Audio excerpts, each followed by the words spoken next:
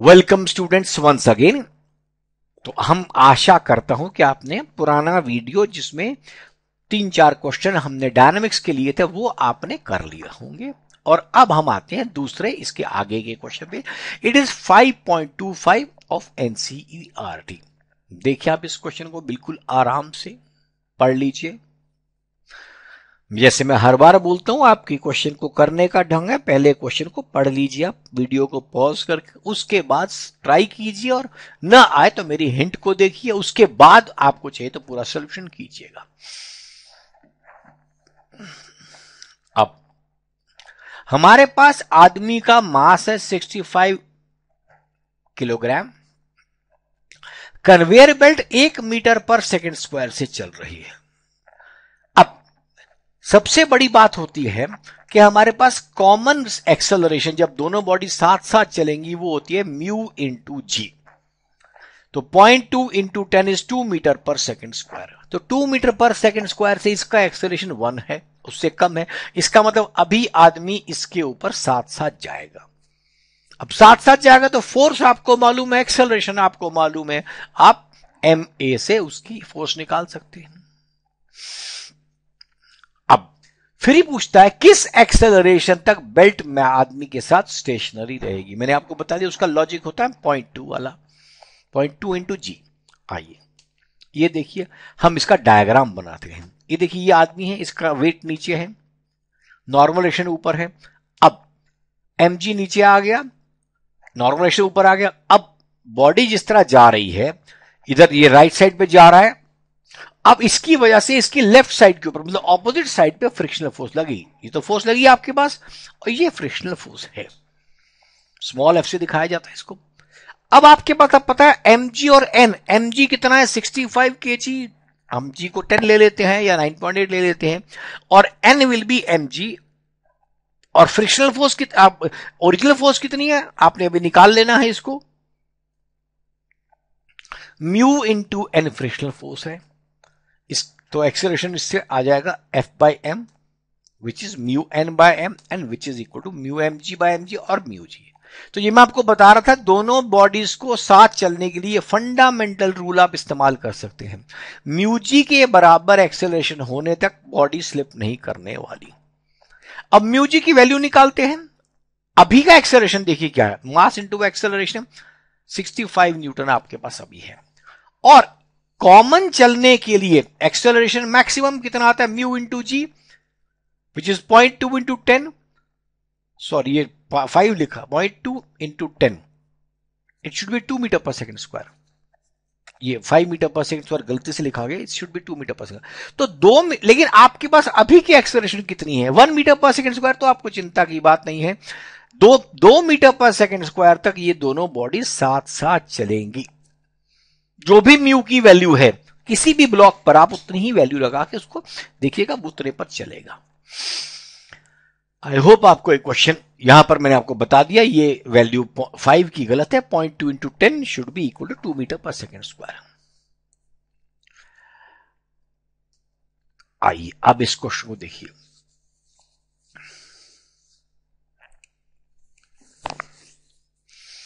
This is 5.28 of NCERT. चलिए आशा करते हैं आपने इस क्वेश्चन को समझ लिया होगा। क्या है, पानी जा रहा है और पानी दीवार पर टकराता है और वाटर रिबाउंड नहीं कर रहा। मतलब जो वेलोसिटी से पानी जा रहा है, इसका मतलब change in momentum will be change in velocity will be जो ओरिजिनल वेलोसिटी है only that 15 metre per second है, बिकॉज बाद की वेलोसिटी 0 होगी। अगर वाटर रिबाउंड करता तो हम चेंज इन मोमेंटम वेलोसिटी से निकालते, वेलोसिटी की डायरेक्शन लेकर, लेकिन दूसरी 0 है तो 15 वेलोसिटी इसकी चलती है।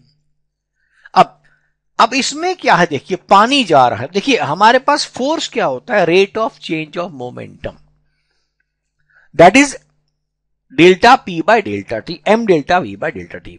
अब कई बार हम क्या करते हैं, हमारे पास delta M by delta T भी यूज किया जा सकता है अगर मास अपने आप में पूरा जा रहा है, जो कि हम इसमें यूज करेंगे। देखिए हमारे पास वैल्यू क्या है, force is delta P by delta T which is delta M V by delta T. अब नॉर्मली क्या होता है, मास कांस्टेंट होता है, हम delta V by delta T लेते हैं, लेकिन इसमें वेलोसिटी कांस्टेंट है, तो आप इसको delta M by delta T into V भी लिख सकते हैं ना, वेलोसिटी तो हमारे पास सेम है 15। अब यहां पर delta M by delta T मुझे निकालना है, मुझे मालूम है पानी की डेंसिटी होती है 1000 kg पर मीटर क्यूब, एरिया मेरे को मालूम है, तो मैं निकाल सकता हूं पर सेकंड कितना मास फ्लो करेगा, because volumetric flow rate into density.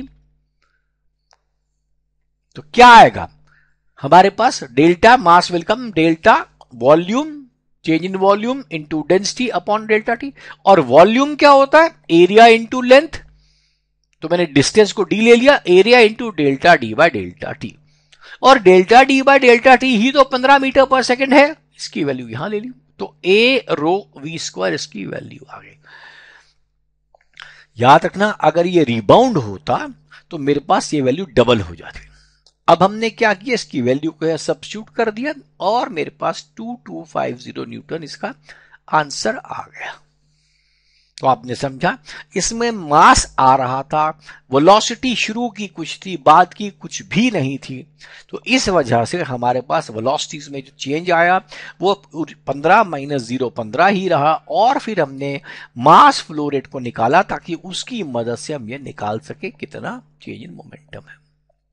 अब इसी को करने का एक और तरीका देखिए, अब इसमें हमने लिख दिया delta M by delta T. अब यहां देखिए मास का फ्लो रेट मैंने अलग से निकाल लिया, मुझे मालूम है 15 की स्पीड है, 10 की पावर -2 मीटर स्क्वायर हमारे पास क्रॉस सेक्शनल एरिया है, तो वॉल्यूमेट्रिक फ्लो रेट आ गया 15 इंटू 10 की पावर -2, उसको मैंने मल्टीप्लाई कर दिया 1000 से, बिकॉज 1000 पानी की डेंसिटी है, तो मैंने indirectly mass flow rate which is delta M by delta T वो निकाल दिया।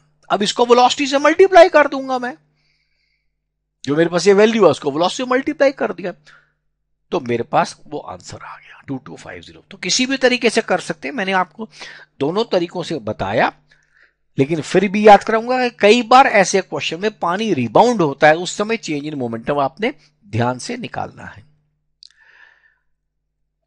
आइए देखिए इस क्वेश्चन को, देखिए आराम से। 25 केजी के मास को 50 किलो का आदमी दो तरीके से उठाना चाहता है। अब वो कहता है जो हमारा फ्लोर है, जो जमीन है, जो सरफेस है, उस पर 700 न्यूटन से ज्यादा फोर्स आप नहीं लगा सकते, तो आप कौन सा मेथड प्रेफर करेंगे। उसमें कोई टेंशन की बात नहीं, हमने क्या करना है, पहले चेक करना है कि किस केस में नॉर्मल फोर्स 700 से ज्यादा लग रही है, वो मेथड हमने यूज नहीं करना। अब देखिए हमारे पास हम दोनों केसेस का अलग अलग फ्री बॉडी डायग्राम बनाएंगे। ये पहला केस लीजिए, इस समय इस आदमी का अपना वेट भी नीचे जा रहा है और जो रस्सी इसको लगी है वो भी नीचे जा रही है, तो एक तो आदमी का वेट नीचे लगा, एक 500 न्यूटन, मैंने जी को 10 ले लिया, और एक जो ब्लॉक उठा रहा है उसका मैंने लगा दिया। इन दोनों की वजह से अब नॉर्मल रिएक्शन उसके सरफेस पर आनी है। अब हमें आदमी को तो नहीं गिरने देना, इसका मतलब आदमी पर लगने वाली फोर्स ऊपर और नीचे की बराबर होनी चाहिए, तो इसकी वैल्यू n मैंने निकाला, तो इस n की वैल्यू सर ये दोनों बराबर होने चाहिए, तो n1 की वैल्यू मेरे पास 500 प्लस 250 आ गया। मतलब सीधा सा है कि ये मेथड मेरे लिए अप्रोप्रिएट नहीं है, क्योंकि n1 की वैल्यू ज्यादा आ रही है। अब हम दूसरा केस लेते हैं जिसमें ऊपर की तरफ आदमी को, क्योंकि रस्सी का जो 250 न्यूटन का ये वाला वेट है, ये घूम के इसके हाथ में ये वाली रस्सी में आ रही है, तो इस रस्सी को इसने पकड़ा हुआ है, तो नीचे हमारा 500 न्यूटन, ऊपर एक रस्सी लगा रखी जो 250 न्यूटन की, और एक नॉर्मल रिएक्शन लगनी है। हमेशा नॉर्मल रिएक्शन हम लास्ट में लगाएंगे और उसको इक्वेट किया करते हैं, मतलब उसकी वजह से total force on the system zero करते हैं। यदि किसी केस में आपके पास नॉर्मल रिएक्शन नेगेटिव आ जाए तो बिल्कुल क्लियर करना, इसका मतलब वो रिश्ता टूट चुका है फ्लोर से, तो नॉर्मल रिएक्शन नेगेटिव नहीं होगी। आप सिंपली बोलेंगे floor has left the contact with the body. ये नॉर्मल रिएक्शन आ गया N2। अब हम दोनों को आपके सामने सॉल्व करते हैं। पहले वाले केस में देखिए 750 न्यूटन आ गया, दूसरे केस में 250 न्यूटन आया। अब आप देखते हैं क्योंकि फ्लोर 700 न्यूटन पर खराब हो रहा था, हमको इस केस में 5.32 वाले में, इसमें जो जिसमें 250 न्यूटन वाला केस है जो कि बी केस है, उससे रस्सी को खींचना चाहिए पुल्ली की मदद से। क्लियर हो गया? तो हमेशा इस तरह आप डायग्राम को बनाकर देखिएगा, कहीं पर भी फॉर ग्रांटेड मत लीजिए। फ्री बॉडी डायग्राम की मदद से ही आप सब कुछ निकाल पाएंगे, इसको हमेशा ध्यान रखिएगा।